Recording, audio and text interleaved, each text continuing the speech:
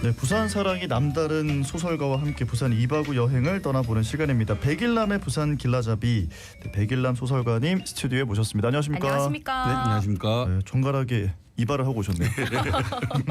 반갑습니다. 반갑습니다. 예. 자, 이달의 이야기 여행 코스 어딜지 궁금한데요.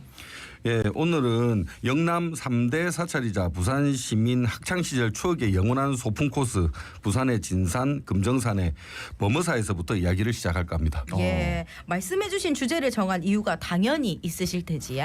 네, 오늘 범어사를 이야기의 시작으로 삼게 된 이유는 2022년 유네스코 세계기록유산 아시아 태평양 지역 목록으로 등재됐던 삼국유사가 범어사에 있기 때문입니다. 자, 삼국유사를 찾아서 범어사로 오늘 한번 떠나볼 텐데요. 이 삼국유사라고 하면 고조선, 단군 이런 관련 기록들이 실려 있지 않습니까? 네, 지금부터 2000년 전에 단군 왕검이 있어서 네. 아사달의 도읍을 정하고 나라를 열어 조선이라고 불렀으니 바로 요 인물과 같은 시대다.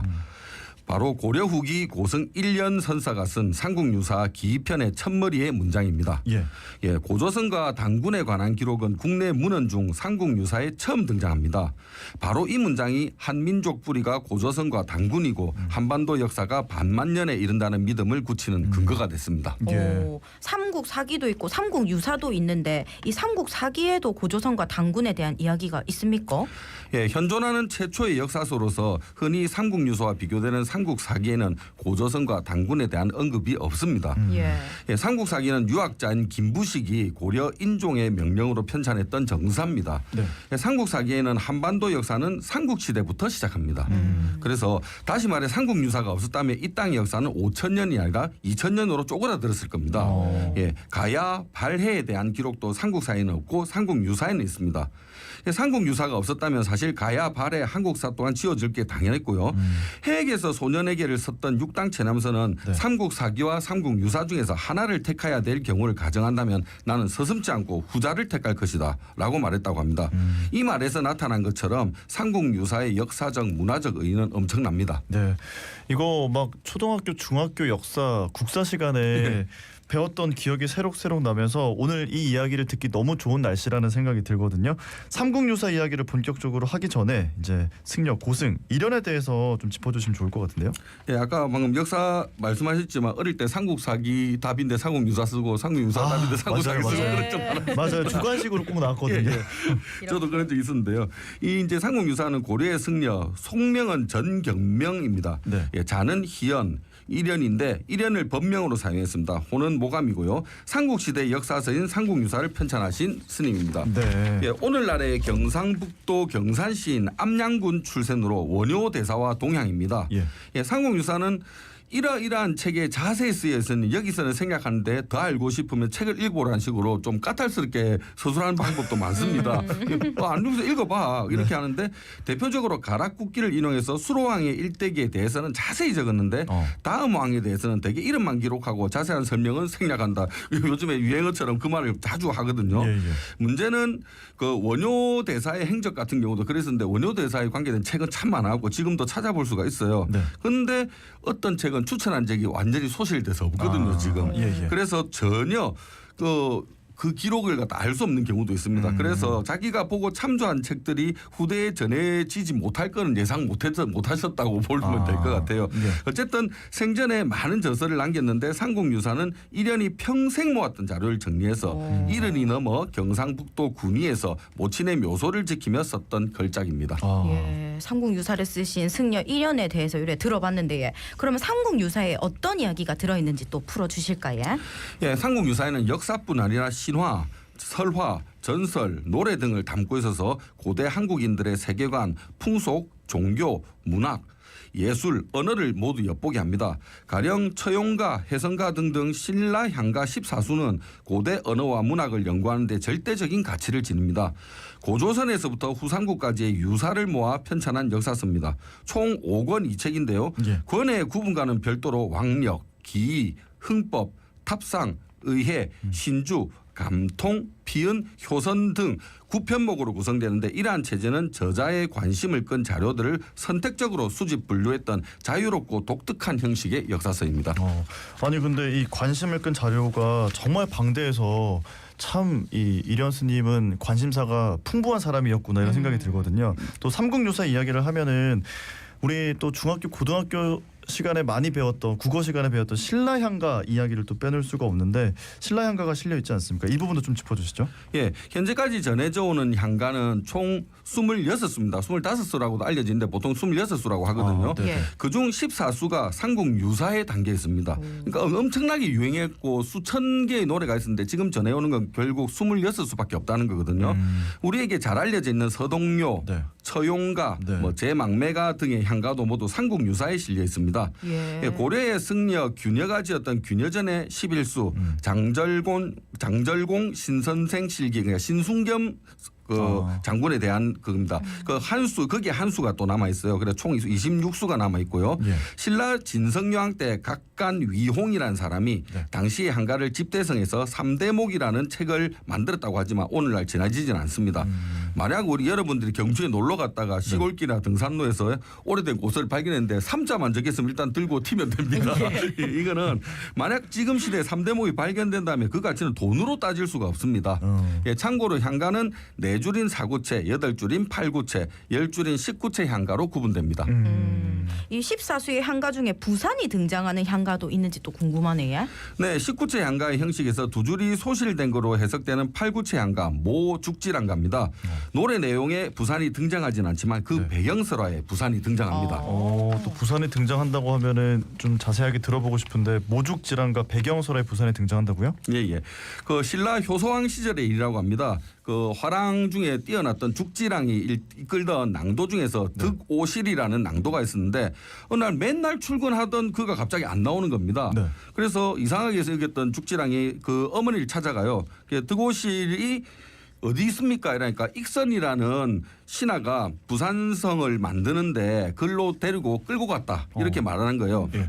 그래서 죽지랑이 아이고 이제 득오실이 고생하겠구나 해갖고 술병 한 홉과 술 항아리를 가지고 저 노복을 거느리고 갔다고 합니다. 네. 그게 뭐 죽지랑이 워낙에 영웅이었다고 해요. 137명이 따라갔다고 이야, 하거든요. 진짜 많네요. 네. 예, 그 부산성에 이르러서 득오실을 만났습니다. 죽지랑이. 네. 그러니까 술하고 떡을 좀 먹인 다음에 위로한 다음에 휴가를 좀 데리고 가고 보통 우리 데리고 가면 뭐 군대에 가면 휴가 아니면 이제 특박이든지 하룻밤 외박 좀 신청하지 예, 않습니까? 그렇게 했는데 거기에 있던 관리가 익선이 이걸 거부하는 겁니다. 네가 뭐라고 하면서 죽지랑 우습게 보고 거부를 합니다. 네. 그래갖고 막 간청을 하고 있는데 그때 마침 부산성을 지나던 간진이라는 관리가 조 30석을 수송하다가 이 사건을 지켜보게 됩니다. 평소에 죽지랑을 사모했던 이 간진이 자기가 내 갖고 왔던 조 30석을 다 줄 테니까 네. 이거 좀 휴가 좀 줘라 이랍니다. 그래도 말을 안 들어요. 예. 그래서 내 지금 그 말에 차고 있는 말 한 장이 되게 좋은 건데 당나라에서 갖고 온 건데 이것도 네 줄게 하니까 그것까지 받고 나서야 이제 풀어줍니다. 예, 그 이 일이 나중에 이제 소문이 나는 거죠. 근데 워낙 죽지랑의 인품이 좋다 보니까 익선이라는 놈이 나쁜 놈이다 이거 소문이 쫙 퍼집니다. 그래서 그 조정에서는 익선을 잡아다가 더러움을 씻고자 했으나 이를 눈치챈 익선은 달아나 버립니다. 네. 그 하필 그래갖고 그때 아들을 잡아가요. 아들을 잡았는데 왕이 한겨울에 성안의 연못에 목욕을 시켜라 이랍니다. 죽으라 이 말이죠. 예, 그래서 아들은 얼어 죽었고 국왕 또한 이 일을 전해 듣고는 익선과 같은 고향 사람들은 관직에 있는 자도 모조리 내쫓아라. 다시 볕을 못하고 스님이 된 자도 못하게 했습니다. 그 정도로 완전히 이제 끝장을 내거든요. 예. 승려가 된 사람까지 쫓아낼 때 냈으니까 대단한 그 벌이었습니다. 어쨌든 먼 훗날에 득오실이 이 죽지랑을 떠올리면서 노래를 지었는데 이게 바로 모죽지랑가입니다. 모죽지랑가 어마어마한 이야기가 지금 들어있는데 학계에서는 이거를 두고 어떤 평가를 하고 있습니까? 예, 이 얘기가 좀 중요한 게 삼국 통일 전쟁의 영웅이었던 죽지랑의 부탁을 일개 지방 호족인 익선이 계속 무시하고 뇌물을 2차례나 받아 먹었다는 거거든요. 예. 이를 보복한답시고 또 화랑도 측에서는 익선의 아들하고 그 일가를 갖다 모조리 또 엉망으로 만들었던 거거든요. 네네. 그러니까 통일신라가 안정기에 접어들면서 화랑도의 타락과 쇠퇴를 보여주는 제대로 보여주는 자료로 평가되는 배경설화입니다. 그러니까 있는 그대로 그 장면들을 좀 볼 수 있는 예. 그런 자료라는 평가를 받는다는 말씀이신 거죠. 예. 자, 오늘 범어사 여행을 이야기하면서 지금 삼국유사로 빠져서 저희가 모죽지랑가까지 이렇게 좀 쭉 살펴봤는데 소총관님, 삼국유사의 판본이 지금 범어사에 있기 때문에 이 이야기를 지금 하고 있는 건가요? 네네. 삼국유사 판본 중 가장 오래된 것 중 하나인 범어사본에는 네. 의상대사가 화엄 사찰 10곳을 창건한 내용이 나옵니다. 네. 화엄 10찰 중 하나가 금정산 범어사임이 언급되어 있습니다. 한국 역사와 불교사에서 범어사가 차지하는 위상을 보여주는데요. 네. 바로 국보로 지정된 삼국유사 판본 3개 중 하나를 부산 범어사에서 만날 수 있습니다. 네. 예. 삼국유사를 간직하고 있는 범어사 성보박물관은 사찰 박물관 중 유일한 국보 소장처입니다. 예, 삼국유사 범어사본은 연세대학교 박물관 소장본 그리고 서울대학교 규장각 소장본과 함께 2022년 유네스코 세계기록유산 아시아태평양 지역 목록으로 등재됐습니다. 야, 진짜 너무나 소중한 것을 범어사가 품고 있네요. 그러게. 예. 그 등재심사위원회에서는 당시에 고대 신화, 역사, 문화, 종교생활, 문학, 한국의 이데올로기에 대한 정보의 보물창고며 삼국시대와 그 이전의 역사를 담고 있는 한국 최초의 종합사라는 의의가 있다고 평가했습니다. 예. 김부식이 사기를 편찬할 때 버린 이야기를 모은 것 정도로 삼국유사를 치부한 때가 있었습니다. 책 제목에 유사가 남은 이야기란 뜻이거든요. 네. 예. 삼국사기의 서술 대상에서 제외된 사건쯤으로 해석을 했던 탓이 큽니다. 그런데 지식과 종이가 그렇게 귀하던 시대에 당대 최고의 승리였던 일연이 넘어가지고 약 10년 동안 이렇게 이 책을 편찬했던 이유가 따로 있을 거 아닙니까? 그렇죠? 그렇죠. 그래서 지금 유사를 후세를 위해 남기는 이야기 남겨야 할 기록 이렇게 풀이하는 게 좋다고 생각이 듭니다. 네. 예, 네. 이 범어사가 단순히 사찰이 아니라 우리나라의 굴곡진 역사를 품고 있는 그런 공간이지 않습니까? 또 오늘 소설가님의 입담으로 풀어주신다면요? 네. 예, 의상이 이 절을 창건한 건 외구의 침략을 막을 수 있도록 호국 사찰을 지어달라는 신라 문무대왕의 당부에 따른 결과였습니다. 네. 임진왜란 때 승병 2,000명이 집결한 곳도 범어사였습니다. 구 한말에 선불교의 전통을 회복하려는 경허 스님의 선풍 진작 운동과 성언원 개설을 계기로 선찰 대본산이 됐습니다. 선찰이란 마음의 근원을 구하는 수행 도량이란 뜻입니다.